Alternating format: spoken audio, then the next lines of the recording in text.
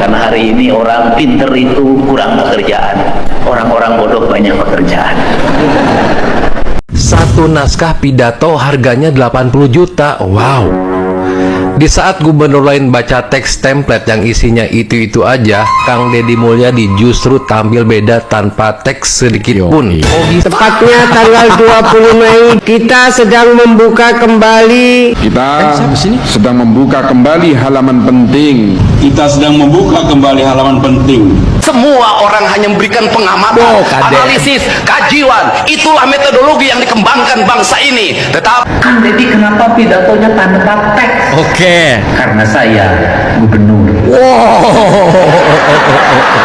Saya ingin menjadi pemimpin yang original, menyampaikan sesuatu berdasarkan pikiran dan perasaannya. Iya benar. Kalau saya pakai teks, saya tidak lagi jadi gubernur, saya lagi menjadi pembaca pidato dan staf saya yang Ini salah satu bangunan yang mengambil badan jalan. Siap. Tapi ini hebat. Dia membiayai jualan di sini karena untuk kebutuhan kuliah. Dan sekarang kuliahnya saya jamin sampai selesai. Adik sekarang masuk SMP. Kamu bisa ngojek lagi, ya kan? Untuk bekal, ya 3 bulan tuh cukup, ya. Jadi bangunannya dibongkar, kuliahnya dibiayain, ngojeknya jalan buat adiknya. Siap. Oke? Amin. Mantap kan? Mantap. Nah, apa? Oke? Oke, Pak. Mantap apa? Udah buat bekal di rumah cukup, Bapak. Nuhun ya. Oke, nuhun. Orang-orang dianggap bodoh, pekerjaannya banyak, dianggap bodoh padahal mereka pintar. Apa itu? Nyapu tiap hari, macul tiap hari, mulung sampah tiap hari, manjat pohon kelapa tiap hari, bersihin sawah tiap hari, ke sungai tiap hari, ke laut tiap hari. Orang-orang yang dianggap bodoh itu produktif. Bahkan orang-orang yang dianggap bodoh itulah kita bisa duduk makan di meja makan dengan nasi yang tersedia. Yang ngakelnya siapa? Maici. Dianggap bodoh, dianggap bodoh. Tidak pernah dikasih gelar akademik sebagai doktor ahli timel. Tidak pernah. Kemudian kita makan dengan sambal, dengan metodologi Samaratawon. Nanti kalau Pak Ustadz Adi Hidayat itu sebuah nilai kalau dalam Quran itu kami kemudian menjadi aku. Kaminya apa? Ayah uyah, ayah tarasi, ayah tomat, ayah bawang. Dihijikan eta teh kan masing-masing kan banyak kami. Dihijikan menjadi aku naon lada geus aku. Nah, hasil karya siapa? Ceiro. Rumah makan yang berjejer di mana-mana menjadi tempat berkunjung banyak orang yang itu menjadi ikonik. Pemerintah Kota Bandung yang melahirkan 10% pajak hotel dan restoran itu oleh siapa? Oleh mereka itu yang bekerja dengan apa? Dengan pikiran akademik? Tidak. Mereka bekerja dengan apa? Dengan rasa dan dengan cinta serta keikhlasan. Bekerja dengan rasa, dengan cinta, dengan keikhlasan itu nyaris tidak pernah ribut karya cipta, hak cipta. Tidak pernah. Saya sampai hari ini tidak pernah dengar ada rumah makan digugat oleh siapa? Oleh pemilik hak sambal beledag. Tidak pernah digugat oleh pemilik hak sambal apa? Sambal tarasi, sambal oncom. Tidak pernah. Dia melepaskan diri itu sebagai karya yang dimiliki oleh semua orang. Karena apa? Karena pengetahuan diciptakan bukan untuk memperkaya diri. Nanti Pak Adi Hidayat menjelaskan. Pengetahuan diciptakan dan tercipta untuk kemanusiaan, untuk keadilan, dan untuk kemakmuran. Ketika pengetahuan dikapitalisasi menjadi hak cipta, maka lahirlah kapitalisme. Maka ketika ada kapitalisme, maka lahirlah hegemoni. Ketika ada hegemoni, maka lahirlah perang. Seluruh perang itu tercipta karena hegemoni ekonomi. Problematikanya kita akan memulai dari mana? Saya selalu menyampaikan, kita ini jangan menjadi para pemuja pengetahuan. pengetahuan dipuja, berarti pengetahuan disembah. Kalau pengetahuan disembah, berarti pengetahuan disejajarkan dengan Tuhan. Yang diperlukan oleh kita adalah menjadikan pengetahuan itu di dalamnya ilah. Karena menjadikan pengetahuan di dalamnya ilah, maka ruh dari pengetahuan yang dalam teologi kita sebagai orang Sunda, sebagai orang Indonesia, seluruh pengetahuan itu berangkat dari kebenaran yang relatif menuju kebenaran yang mutlak. Kebenaran mutlak itu apa? Kebenaran mutlak itu adalah tujuan hidup kita. Maka seluruh perdebatan pengetahuan adalah kekayaan, dan seluruh kekayaan itu akan bergerak menuju kemutlakan manakala perdebatan itu didasarkan pada objektivitas bukan partisipan.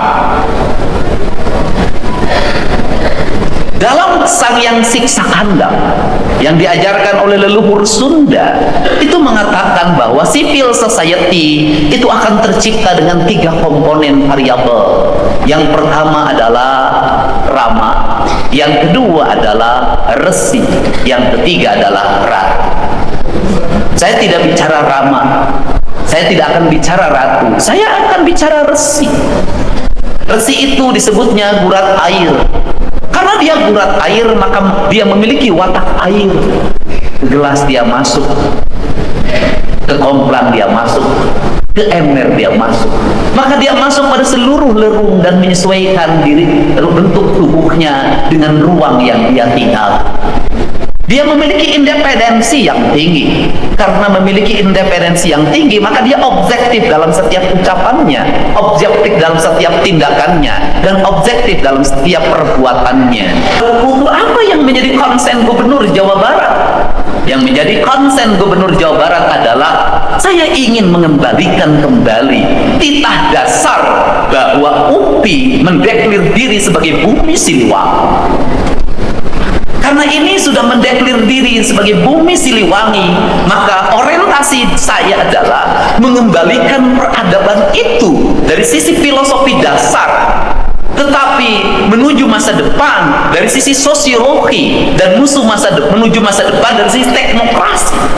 Berpikir saya tentang Siliwangi bukan mengajak pada abad kerajaan, tidak, tapi saya mengajak pada bahwa kita bisa membangun masa depan dengan filosofi dasar yang diletakkan oleh leluhur kita, yang menyatakan diri sebagai bumi tempat berpijaknya spirit silih asa, silih asih, silih asu, nulung kanu butuh, nalang kanu susah, nganter kanu sieun, nyaangan kanu poekeun, deudeuhan welasan asihan. Prinsip-prinsip dasar pendidikan yang meletakkan Pancawaluya sebagai basic dasar pembentukan karakter manusia Sunda. Pertanyaannya adalah, kenapa kita selalu bergulat pada filsafat Prancis, pada Yunani, pada Romawi, padahal mereka belum pernah hidup jadi ketua RT di sini? Kenapa? Ternyata kegagapan pengetahuan yang dikembangkan di Indonesia dan di Jawa Barat adalah pengetahuan tidak didasarkan pada narasi pengalaman, tapi lebih didasarkan pada aspek-aspek akademik yang diuji dalam watak-watak akademik, bukan diuji dalam watak teknokrasi. Ini problem. Karena ini yang menjadi problem, maka konsen kita, UPI ini adalah miniatur negara. Kenapa? Dari Pancawaluya ada semua. Kalau bicara UPI harus melahirkan generasi yang cager, sudah ada fakultas kedokteran. Tinggal pertanyaannya adalah, fakultas kedokteran kita mau diarahkan pada mana? Pada berpikir pengobatan atau berpikir pencegahan? Kalau semua orang berpikir tentang kedokteran adalah pengobatan, maka kita sudah masuk pada kapitalisme, industri farmasi, industri alat kesehatan. Kalau sudah pada kapitalisme itu, ya buat apa kita mendeklir diri sebagai makhluk bertuhan ketika kita bahagia memberikan resep yang mahal pada pasien kita? Padahal si penerima pasien menderita. Kenapa? Harus menjual sebagian kekayaannya untuk mengobati dan menebus obatnya. Di mana letak ruh ketuhanan di situ? Kan kita kita harus mulai berpikir itu karena kita mendeklarasi sebagai negara Pancasila. Nah, kemudian ketika bicara bager, sudah ada Pak Dr. Adi Hidayat yang melahirkan orang-orang bager. Nu bager teh nu kumaha cenah? Nu bager teh hiji anu bi Gusti ka Allah Subhanahu wa taala, nu katilu nu nyaah ka sasama hirup, nu kaopat nu ngajaga jeung ngariksa alamna, nu teu nambang terus-terusan, teu nuar tangkal terus-terusan, teu nguruk terus-terusan. Kemudian benar, ya sudah, ada panduannya, UPI nilai syar'inya tinggi, ya sudah. Kemudian pinter, ya ada fakultas sains, ada matematika, ada fisika, itu ukuran kepinteran akademik. Karena kepinteran itu adalah intelektual quotient, kemampuan dia membaca, bermatematika. Tetapi pendidikan kita tidak mengajarkan intelektual menjadi emosional, menjadi spiritual. Sehingga ukuran akademik ketika anak naik kelas adalah 4 tambah 4, 8. Bukan pertanyaannya adalah kamu dibekelin uang berapa dari orang tuanya, 10.000 itu jadi apa, dibelikan apa yang dilakukan hari ini, makanan apa yang dimakan, unsurnya apa saja, lemaknya berapa, kadar minyaknya berapa, kalorinya berapa, nutrisinya berapa, gizinya berapa. Sekolah tidak menjadikan lab itu sebagai bahan analistik, sehingga kamu itu diperlukan ini. Kemudian yang berikutnya adalah siapa yang dijajani oleh kamu, asalnya dari mana, jenis jualannya apa, berapa untungnya, sisanya berapa untuk investasi masa depan. Pendidikan kita tidak mengajarkan pada keparipurnaan manusia, lebih pada gelar-gelar akademik itu saja, sehingga orang pintar lebih banyak daripada orang singer. Nah, yang terakhir adalah singer. Siapa singer? Yaitu orang-orang yang bekerja keras. Nah, kalau sudah seperti ini, apa tawaran saya pada UPI yang khusus Fakultas Pendidikan misalnya? Tawaran saya ada, Bapak mau pilih SD berapa, SMP berapa, SMA berapa, SMA berapa, dan SMK berapa, yang itu menjadi lab UPI. Saya siap menyiapkan biaya yang cukup. Bila perlu, anak-anak yang kuliah di sini perbanyaknya ngajar di ruang kelas. Saya gratiskan kuliahnya, saya biaya hidupnya. Yang sayang juga begitu. Karena bagi saya bahwa di Indonesia ini masyarakatnya, mohon maaf, walaupun para dokter memang mengutamakan membaca, tapi kultur orang Indonesia itu bukan di membaca.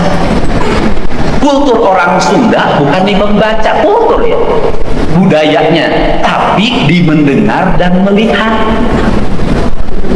Orang Indonesia bengkel itu hidup menjadi ahli otomotif itu karena banyak disuruh. Di mendengar dan melihat, otodidak, dia aplikatif. Ahli elektro, bisa jadi ilmu elektronya dia lemah banget, tapi dia punya kemampuan membuat sound system terbaik, membuat radio terbaik, membangun pemancar terbaik, dia bisa menapak gelombang dengan baik. Kenapa? Orang Indonesia itu kekuatannya bukan di intellectual quotient, tetapi di emosional dan spiritual quotient. Dia bisa baca sinyal. Nah, apa sih sebenarnya yang bisa menjadi keunggulan bangsa kita? Dipadukan. Bagaimana dipadukan? Membangun sintesa pendidikan pesantren itu dimasukkan dalam sistem kurikulum pendidikan di perguruan tinggi. Apa? Di pesantren diajarin tirakat, diajarin Senin Kemis, diajarin bangun malam, diajarin hormat pada guru, diajarin menggunakan rasa sebagai bentuk resik menangkap seluruh gelombang itu. Bukankah aspek fisika itu adalah aspek gelombang? Gelombang itu kan bisa ditangkap oleh dua aspek, yaitu alat yang memiliki kepekaan dalam menangkap sinyal, menangkap gelombang. Bukankah dalam diri manusia juga terpancar gelombang yang dia bisa menangkap seluruh sinyal itu? Kalau ini digabungkan, kita tidak terlalu barat oriented. Kalau kita bisa memadukan pendidikan tinggi, menyatukan antara emosional, intelektual, dan spiritual, Indonesia bisa mengalahkan negara-negara maju.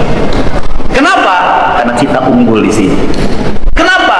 Dia punya kecepatan dalam membaca, tetapi dia punya kecepatan dalam menghitung, tetapi dia juga punya kecepatan dalam membaca masa depan. Kenapa? dia mampu membaca tanda-tanda perubahan berdasarkan dengan gelombang rasa yang dia miliki, maka itulah yang disebut dengan mi'indum hawatu di bapak kajaman pindah cai pindah tampian. Yang terakhir, ini Pak Rektor bicara tentang bank. Orang Sunda itu memiliki falsafah kehidupan, falsafah pendidikan dan falsafah ketuhanannya, yaitu bambu. Kalimatnya sederhana, como nyuruh kanapu. Orang Jawa itu falsafah keris, karena orang Jawa dulu tertradisi berperang dengan menggunakan logam. Keris manjing kasaran. Orang Sunda itu tidak punya tradisi ekspansi, keluar batas kemudian merebut. Kenapa? Karena dia perkakasnya bambu. Karena perkasnya bambu, maka dia membangun peradaban bambu, rumah dari bambu, pagar dari bambu. Dan bambu itu cermin pendidikan paripurna. Apa itu cermin pendidikan paripurna? Como nyuruh karena buku kaluhur sirungan kahandap akad. Artinya seorang insan akademik sebagai pencipta pengabdi, kalau saya dulu itu tidak akan yang memiliki basic dasar perguruan tinggi adalah pikirannya tembus ke langit tapi kakinya berpijak di bumi. Dia hidup dalam kehidupan masyarakat. Nah, kemudian dalam falsafah Au itu ada como itu rakyat dengan banyak ranting di mana-mana. Maka dia diberi tugas biasanya nutupin kolam agar dirujuk. Dan bambu itu dari sudut pandang manapun indah, dibikin wayang-wayangan. Bambu itu adalah sebuah pohon yang berbicara dalam setiap waktu. Oke teman-teman semua, itu dia pidato dari Kang Deddy Mulyadi. Dan tadi warga sempat alhamdulillah bangga karena pidato Kang Deddy Mulyadi tanpa teks ya teman-teman. Terima kasih. Assalamualaikum warahmatullahi wabarakatuh.